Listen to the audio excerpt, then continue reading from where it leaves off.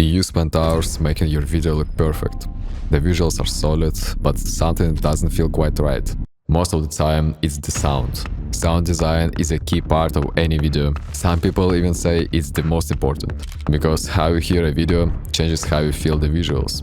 The good news is you only need to know 5 simple techniques to instantly improve your sound effects. And it's easier than you might think. The first common mistake creators make is volume. When music is too loud or a sound hits suddenly, it can make the whole video feel messy.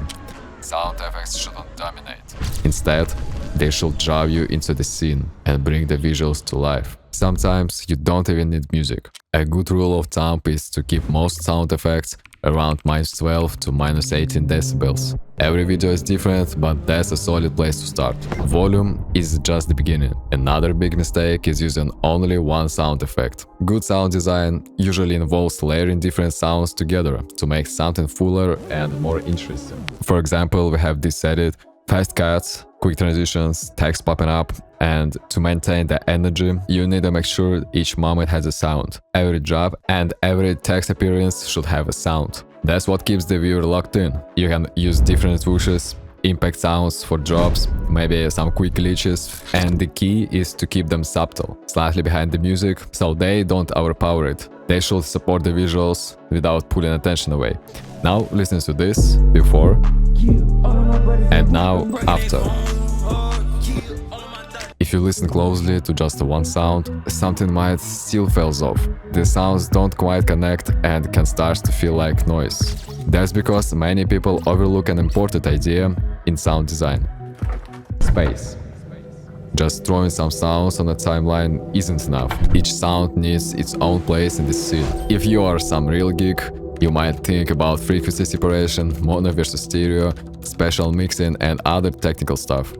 But let's keep it simple. Here's what really matters. Your sounds should never compete with the main part of the video. If there's a voiceover, the voice should always be the focus. If there's no voice, then usually one main sound carries the scene, and the rest support it. You can lower some high frequencies to push certain sounds further back, or add a little reverb to create distance and atmosphere. There's one more trick people often miss: stereo movement. Sounds should come from the direction the action is happening. If something takes place on the right side, the sound should lean right. If it's on the left, the sound shifts left a bit. You don't want the sound to be all in one ear. Keep it in both channels, but give it a clear direction. This makes the scene feel more natural and immersive. You might also have noticed another trick I used throughout this video: sound transitions, where the sound starts just before the visual cut. This makes edits feel smoother and more natural. The best part is, you don't need fancy effects for this. You just place the sound slightly earlier on the timeline.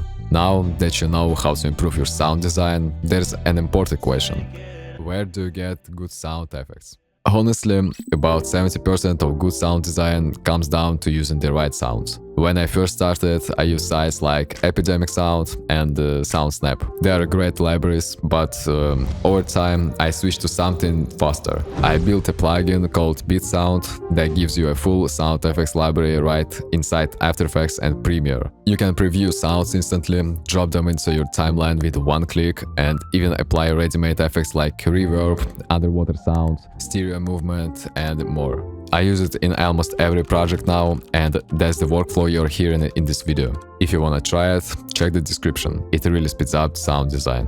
But let's say your sound design is perfect now. There's still another problem: rendering. Sometimes exporting a video with all these effects can take 10 hours or more. But there's one method that gives better quality and can render heavy videos in just a few hours. And I showed it in my last video.